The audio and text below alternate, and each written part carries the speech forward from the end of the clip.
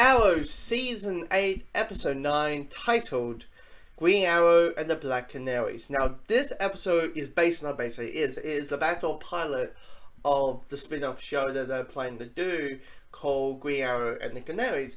And the problem with this episode is this.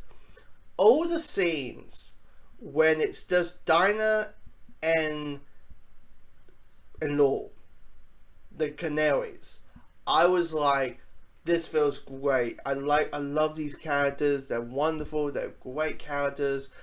All that kind of thing. But when it comes to the Green Arrow part, that's when I'm like, oh, why? That's fuck. I remember why I have no interest in the spinoff.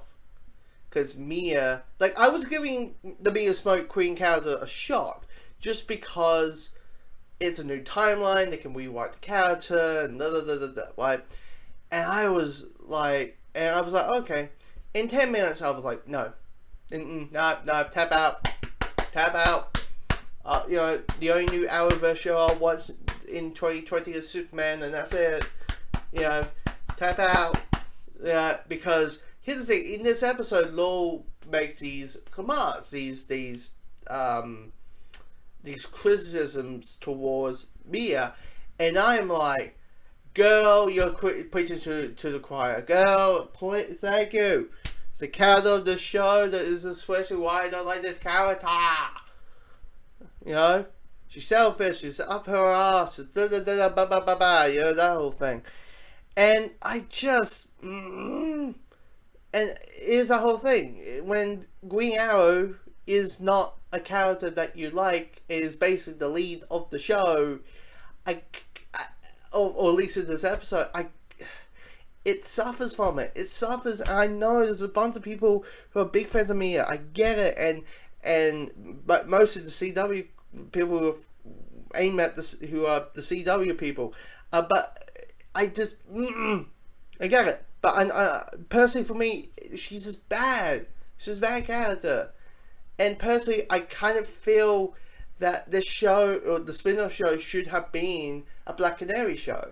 Make a Birds of Prey. They're in the fucking clock tower.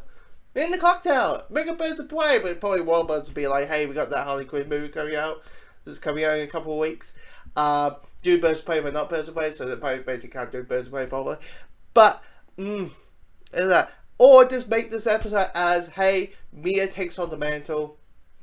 And the legend moves on. The legend of the Green Arrow moves on 20 years in the future. So, Arrow and beyond. But, the legend of the Green Arrow moves on. It's no longer of the Queen. It's his daughter. And that closes, knowing us as the audience that the legend moves on. But I don't know. Maybe I'm is knowing that it's a show. This episode is a setup of a new show that I don't approve of. You may say, yeah. Here's the thing: there's some decent action.